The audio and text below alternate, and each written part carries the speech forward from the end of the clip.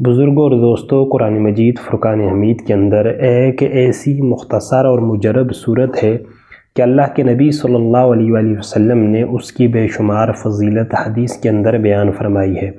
اللہ کے نبی صلی اللہ علیہ وآلہ وسلم نے ارشاد فرمایا کہ جو بھی کام بسم اللہ الرحمن الرحیم کے بغیر شروع کیا جائے اس کے اندر برکت نہیں ہوتی۔ اگر انسان چاہتا ہے کہ اس کے کاموں میں اللہ رب العزت کی غیبی مدد اسے حاصل ہو، اسے برکتیں نصیب ہو، تو اسے چاہیے کہ اپنے ہر جائز اور حلال کام سے پہلے بسم اللہ الرحمن الرحیم ضرور پڑھ لیا کرے۔ ابن مردودیہ میں یہ روایت موجود ہے کہ اللہ کے نبی صلی اللہ علیہ وآلہ وسلم نے ارشاد فرمایا کہ مجھ پر ایک ایسی آیت نازل ہوئی جو اس سے پہلے سوائے حضرت سیدنا سلیمان علیہ السلام کے کسی نبی کے اوپر نازل نہیں ہوئی۔ صحابہ نے پوچھا یا رسول اللہ صلی اللہ علیہ وآلہ وسلم وہ آیت کون سی ہے؟ تو آپ نے فرمایا وہ آیت بسم اللہ الرحمن الرحیم ہے۔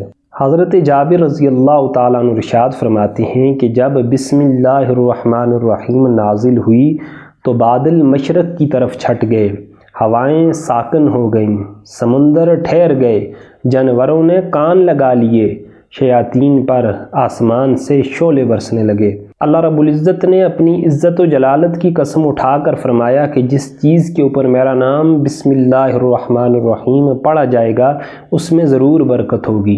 حضرت ابن مسعود رضی اللہ تعالیٰ عنہ فرماتے ہیں کہ جو بندہ جہنم کے 19 دروازوں سے بچنا چاہے تو اس کو چاہیے کہ بسم اللہ الرحمن الرحیم پڑھا کرے، کیونکہ بسم اللہ الرحمن الرحیم کے 19 حروف ہیں اور جہنم کے بھی 19 دروازے ہیں، تو ہر حرف ہر دروازے سے بچنے کا سبب اور ذریعہ بن جائے گا۔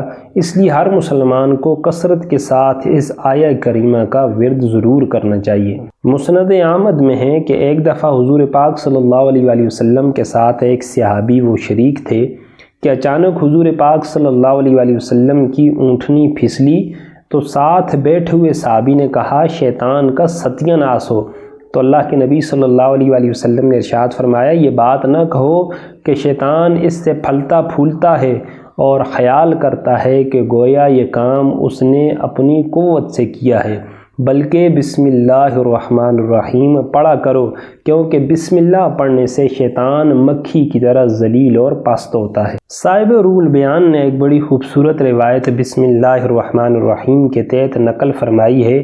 آپ فرماتے ہیں کہ جب اللہ کے نبی صلی اللہ علیہ وآلہ وسلم معراج کے لیے تشریف لے گئے اور جنتوں کی سیر فرمانے لگے تو آپ نے 4 نہریں دیکھیں۔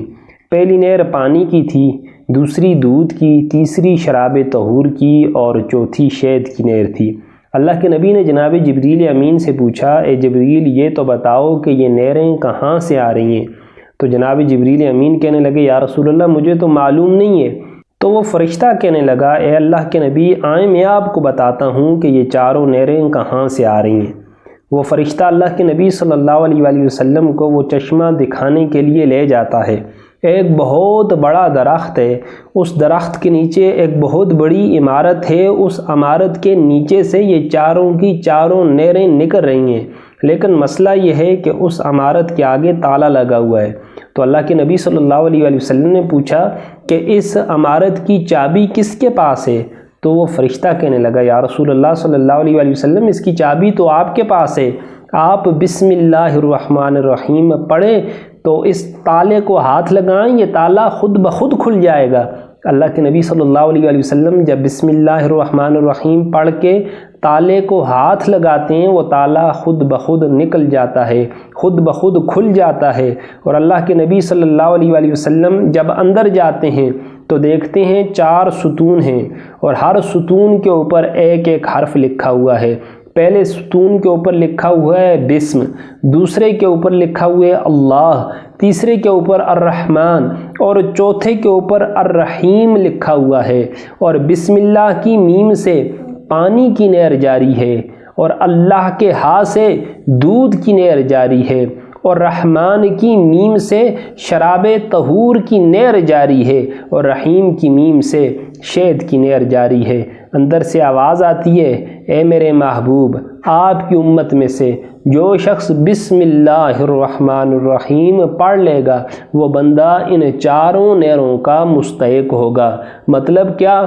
اس کو شراب طہور بھی پلایا جائے گا، اس کو شہد بھی پلایا جائے گا، اس کو دودھ اور پانی بھی پلایا جائے گا۔ تو یہ بسم اللہ اتنی برکت والی چیز ہے۔